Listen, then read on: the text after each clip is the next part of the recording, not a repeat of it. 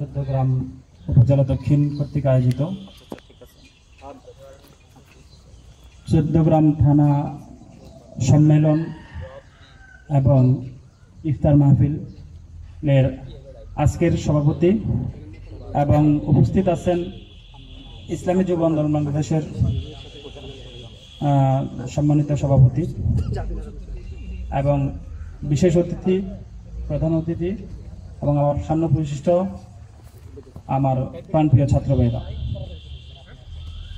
ইসলামী ছাত্র আন্দোলন বাংলাদেশ গতানুগতিক কোনো ছাত্র সংগঠন নয়, এটি একটি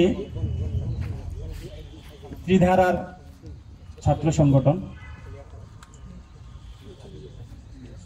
এখানে আমরা যে ছাত্র ভাইরা ইসলামী ছাত্র আন্দোলন যারা করে তারা আদর্শ, নীতি ও আদর্শের কাজ করে।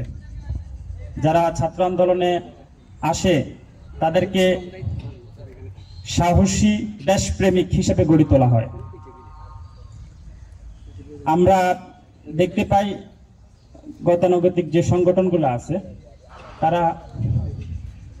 তারা যে ছাত্র আন্দোলন বা তাদের ছাত্র সংগঠনগুলোতে আমরা দেখি বিভিন্ন সময় বিভিন্ন বিশৃঙ্খলা, হত্যা, ধর্ষণ, লুট এইসব কাজের সাথে তাদেরকে সম্পৃক্ত করা হয়, তাদেরকে উৎসাহ দেওয়া হয় ওইসব কাজের মধ্যে এবং তাদেরকে বিভিন্ন প্রকার টাকা পয়সা দিয়ে এইসব কাজের সাথে সম্পৃক্ত করা হয়।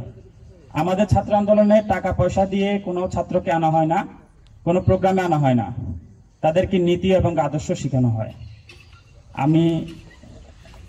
আমি আমাদের এই আজকের উপস্থিত ছাত্র ভাইদেরকে বলবো, আপনারা সবাই নীতি এবং আদর্শ দেখে আমাদের ছাত্র আন্দোলনে সম্পৃক্ত হবেন। এই বলে আমার সংক্ষিপ্ত বক্তব্য এখানে শেষ করছি। আসসালামু আলাইকুম।